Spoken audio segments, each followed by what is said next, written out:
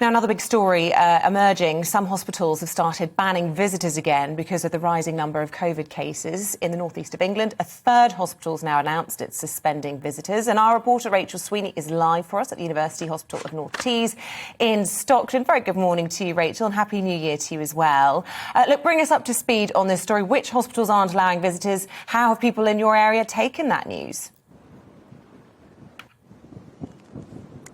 Hello, good morning, Isabel. Yes, the University Hospital of North Tees is the third hospital in the northeast of England to temporarily suspend visitors because of rising COVID numbers. At the weekend, the Sunderland Royal and South Tyneside District Hospital also temporarily suspended visitors. North Tees and Hartlepool NHS Foundation Trust said it was a difficult decision to make, but one that they felt that they had to because of rising COVID numbers. Now, some people will be allowed in under what they've called exceptional circumstances, and families are asked to contact wards directly to plead their case, as it were. Now, so many viewers have been in touch about this topic. Chris Clark said, "I'm due to be a dad. I hope it doesn't affect births." Chris Johnson, "It's a necessary evil because the infection is so great." Owen Weir, "Cancer treatment is bad enough without having to do it alone." Rupert Myers said, "We should just trust our medical professionals." Ms Sterling said she never got over losing her dad and not being able to see him was very difficult. She said that the situation needs managing properly. Shelley, 60, "When I was in hospital, I used a phone and iPad, so it didn't really matter that nobody could come in."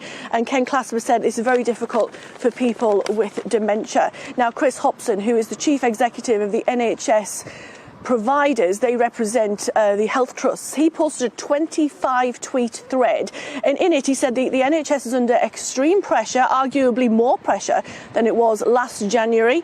He said that there's a rapid increase in community infections, and that really is the issue that they're having here in Stockton, which is why they've made the decision at this hospital. He said the NHS is working flat out. The next couple of days is crucial, and they'll continue to monitor the situation. Rachel, one of the quotes you're reading there was from an expectant father. And of course, one of the lessons we learned from the last 2 years of this pandemic is the trauma that couples experience of being separated through anything to do with the birthing process, whether it be scans, whether it be the birth itself. And yet we're now hearing from some hospital trusts, I believe there's one in Birmingham, that partners are now not able to go to scans because of rising cases. And of course, sometimes scans are incredibly traumatic. Women find out that they've lost their baby, for example. A number of MPs very unhappy about this. Yeah, it's a really difficult balance, isn't it? I have a mummy group of 12 friends who I met when I had my baby, and I spoke to them in our WhatsApp group last night. 3 of them have just recently had babies. They said it's been difficult because the partners can't come to consultation appointments. But, you know, a lot of people don't take partners to consultation appointments anyway because their partners work full time. It's not one of those exciting scans or anything. You don't get a picture. It's just a sort of a routine thing. Some of them have found it very difficult to not have the support, so it really depends on the individual circumstances. Now, there are some changes that women do have to face in clinics and hospitals. Some midwife appointments now are phone or video. Now, some people have argued against that because it's such an important relationship you have with your midwife, and for it to be over the phone, arguably, it's not as personal. You might have to wear a mask and gown in hospital, or you might be asked to provide a negative result. Also, appointments can be cancelled or rescheduled, which is very difficult if you are feeling anxious. But the NHS says that it understands that birth partners are extremely important for well-being during labour and birth.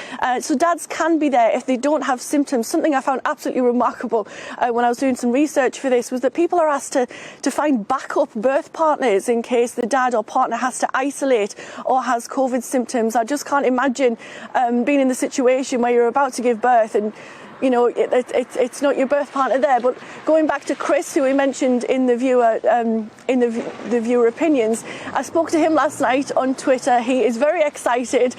His wife or partner will be giving birth in this hospital right here in the next couple of days, any day now. And I've sent him all the very best from all of us. Oh, sending our best as well. Rachel, thank you very much for taking us through all of that.